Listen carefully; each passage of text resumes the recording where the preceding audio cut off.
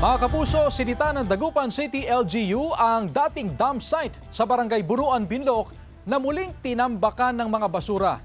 Yan ang balitang tinutukan live ni Sandy Salvacio. Sandy? Chris, matagal nang inirereklamo ng mga residente dito sa Bunuan, Binloc ang mga nakatambak at naipon na mga basura dito sa dating dump site na ngayon ay MRF na ng kanilang barangay. Sa Facebook post ni Dagupan City Mayor Belen Fernandez kahapon, sinita nito ang naabutang tambak-tambak na basura sa Material Recovery Facility ng Barangay Bunuan, Binloc. Ang ginawa yun ay, duwara lang.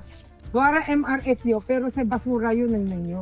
Magkakaputak na dump site, nang gawa kay dump site yun. Ang lugar ay dating dump site ng syudad na ipinasara at ginawa ng barangay MRF o lugar lang kung saan isesegregate ang mga basura. Oo, nangangamoy din. Pero lalo yung nakakalkal siya. Punta rin kami sa DNR nung nakaraan. Tapos pumunta rin sila dyan. Naksyonan naman yun. Kaso ngayon, nag-arulit. Aminado ang barangay council na matagal na nilang problema ang gabundok na basura na hindi kaya ng minsan ang hakot ng mga garbage truck. Lahat ng area ng sitio ho namin is pinol-out po namin na mga basura. So yun, ganun lumaki yung basura ho namin. Sumabay po yung, siyempre yung closing po ng dump site dati po ng Tundaligan.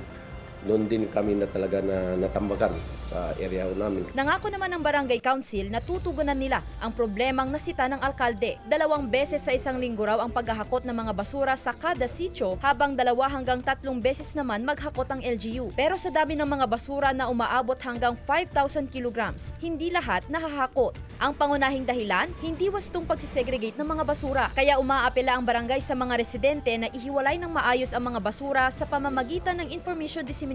Magkakaroon na rin talaga dapat sila ng segregation per household.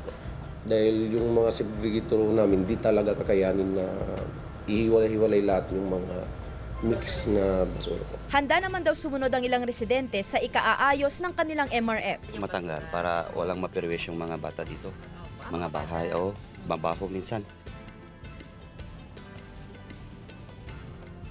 Chris, narito ako ngayon sa nasabing MRF at kung inyong makikita sa aking likuran, sa dami ng mga naipon na basura dito ay hindi pa ito totally na nakukuha ng mga garbage truck. Bagamat tuloy-tuloy naman daw ang isinasagawang paghahakot ng City LGU bilang hiling na rin ng barangay sa lokal na pamahalaan. Kanina, Chris, ay ibinahagi rin sa atin ng punong barangay ang plano nga ng City LGU na magpatayo ng establishmento dito para sa Dagupan City Police Office. Kaya naman, puspusan ngayon ng isinasagawa na clearing operation ng nasabing barangay, lalo na 20% ng area na ito ay mananatili pa rin bilang kanilang MRF. Yan muna ang mga latest mula rito. Balik sa iyo, Chris. Maraming salamat, Sandy Salvacio.